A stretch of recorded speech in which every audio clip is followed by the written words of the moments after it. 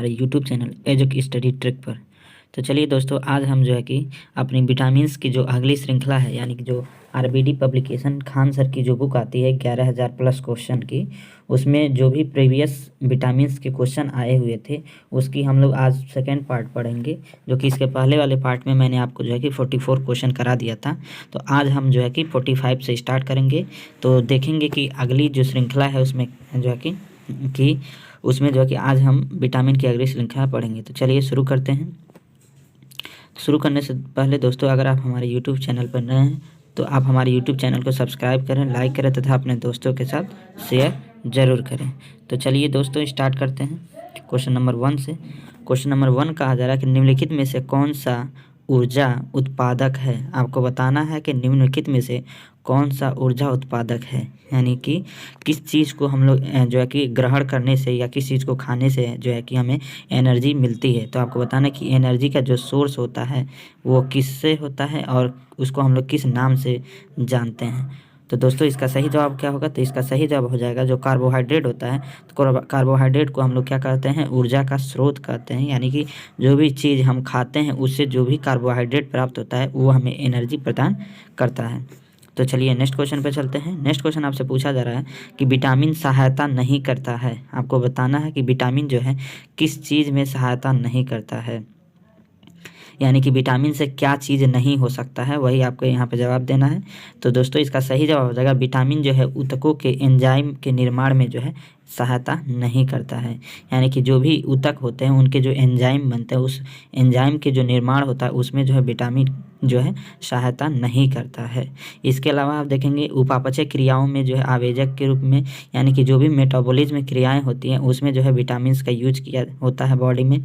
इसके अलावा अगर रोगों से रक्षा में भी विटामिन का यूज किया होता है। पाचन क्रिया में भी जो है विटामिन का यूज होता है।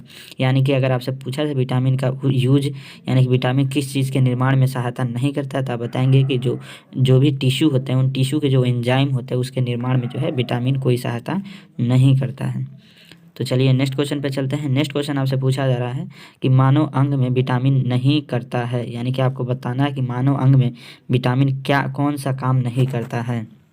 आपको बताना है कि अगर विटामिन जो है, चूँकि आप जानते हैं विटामिन का जो मुख्य कार्य होते हैं वो क्या करते हैं? रोगों से रक्षा करना और पाचन क्रिया में सहायता करना होता है। ठीक है, यानी कि इनमें से जो है कि कौन सा ऐसा कार्य होता है जो विटामिन नहीं करता है।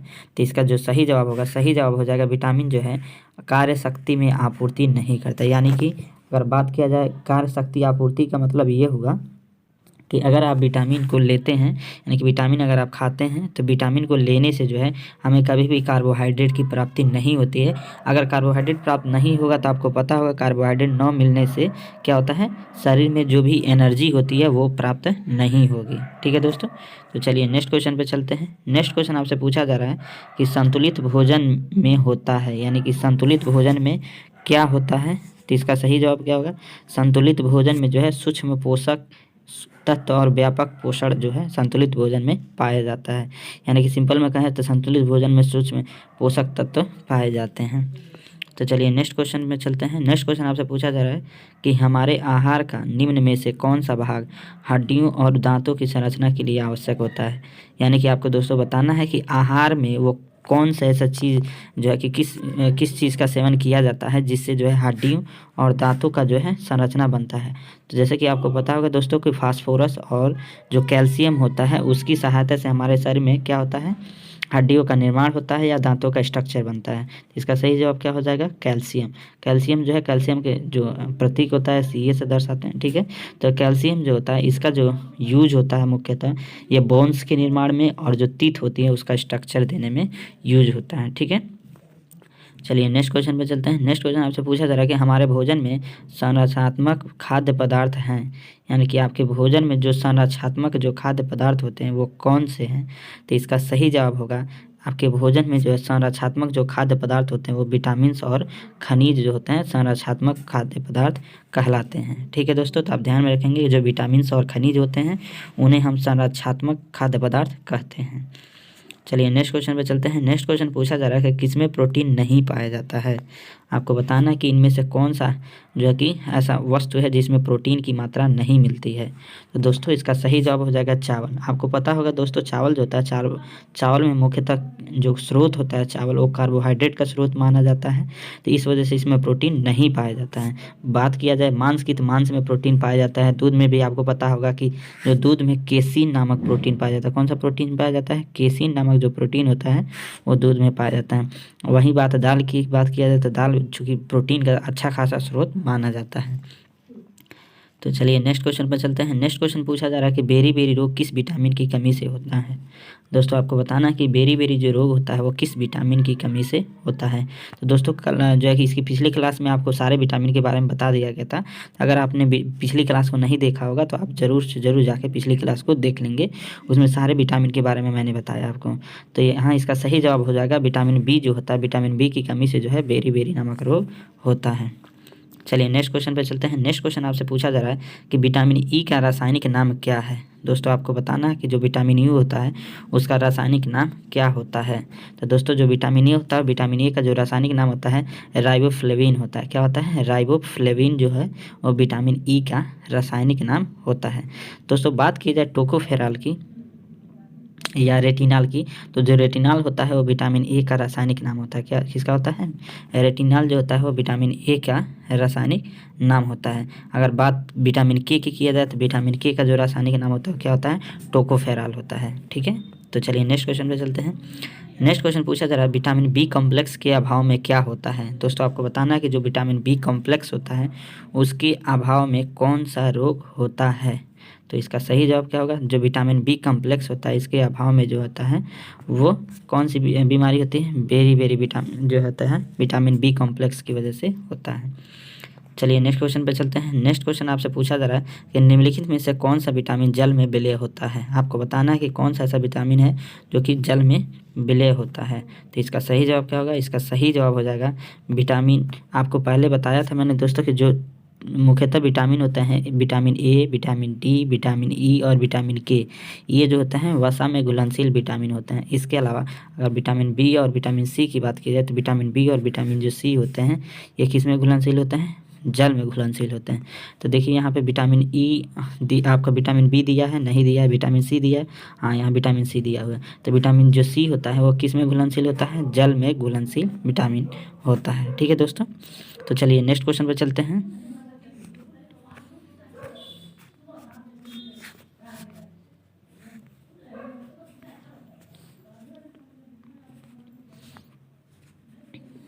नेक्स्ट क्वेश्चन आप पूछा जा रहा है निम्नलिखित में से कौन सा रसायन जल में विलय होता है। फिर वही क्वेश्चन आ गया। आपको यहाँ पर ध्यान में रखना होगा कि निम्नलिखित में से कौन सा रसायन होता है जो कि जल में विलय होता है। तो दोस्तों आप याद रखें कि जो इंसुलिन होता है वो किस में विलय होता है? जल में विलय माना जाता है इंसुलिन को। ठीक है, इंसुलिन जो होता है किस में विलय होता है? जल में विलय होता है।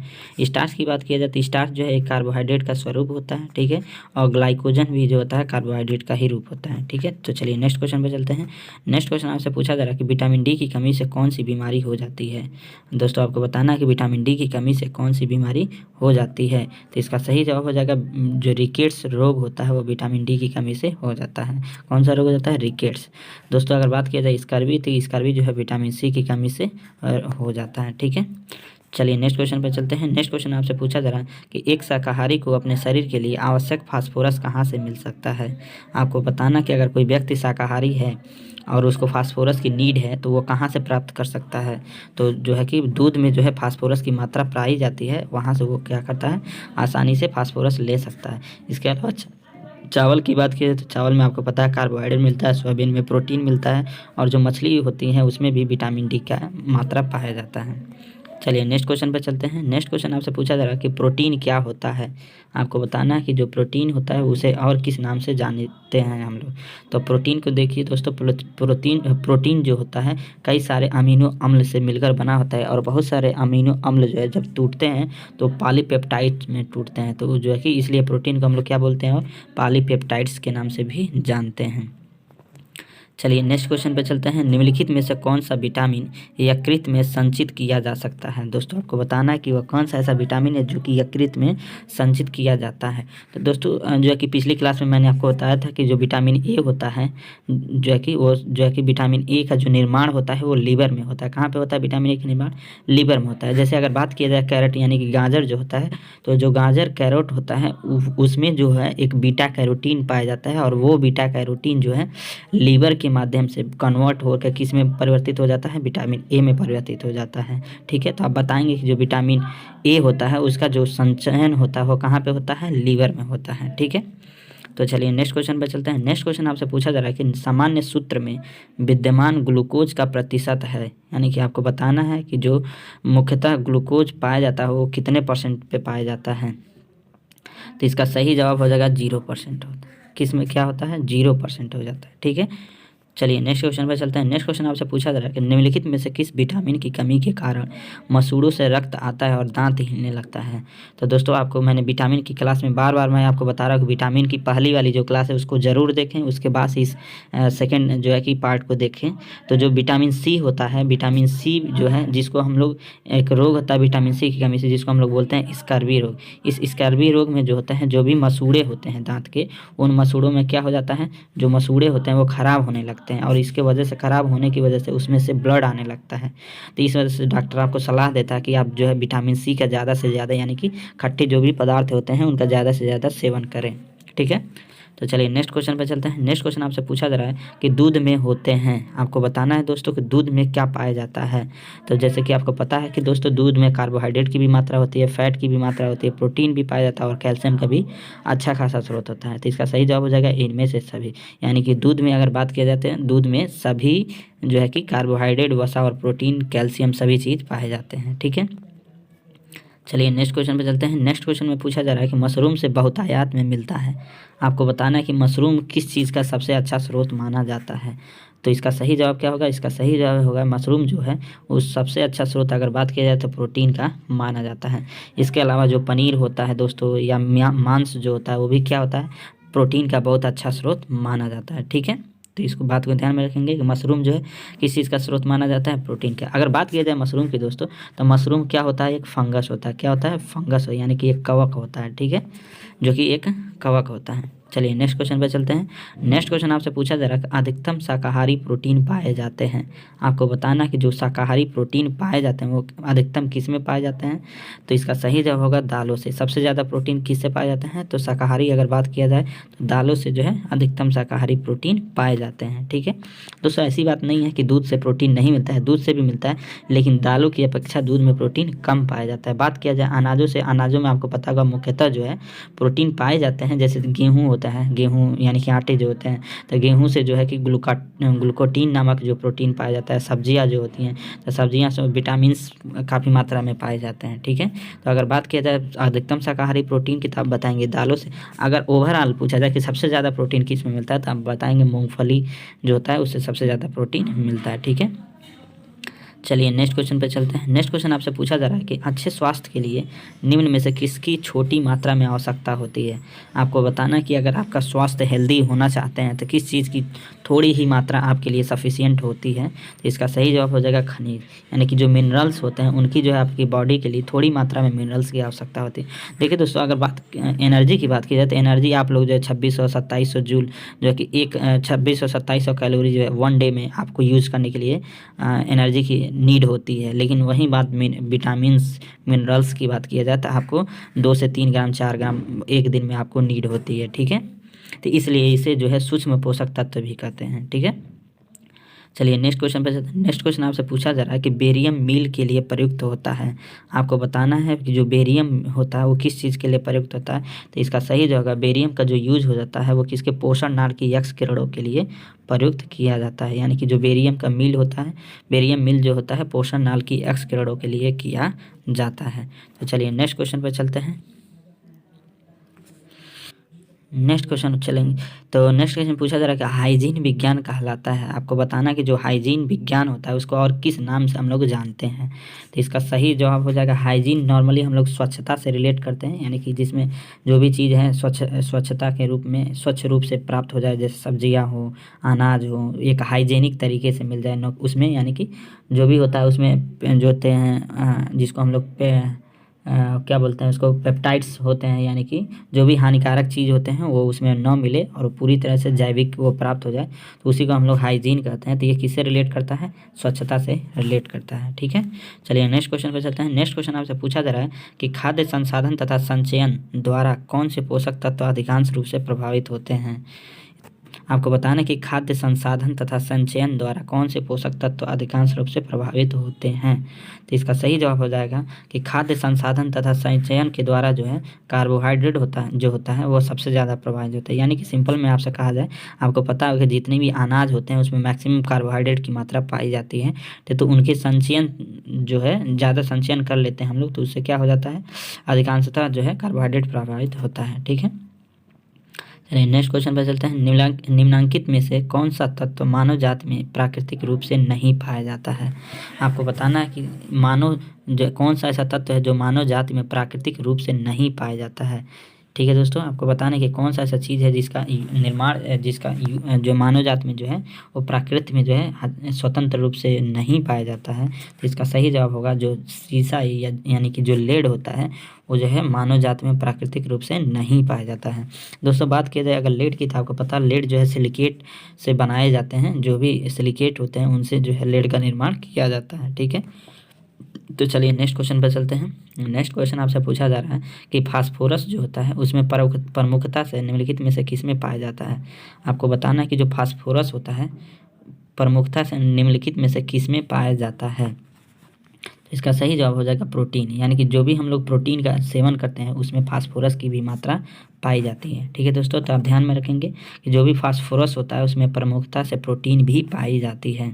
ठीक है, चलिए नेक्स्ट क्वेश्चन पे चलते हैं। निम्नलिखित में से किसमें कार्बोहाइड्रेट की न्यूनतम मात्रा होती है। आपको बताना है कि कौन सा ऐसा चीज़ है जिसमें कार्बोहाइड्रेट की न्यूनतम मात्रा होती है।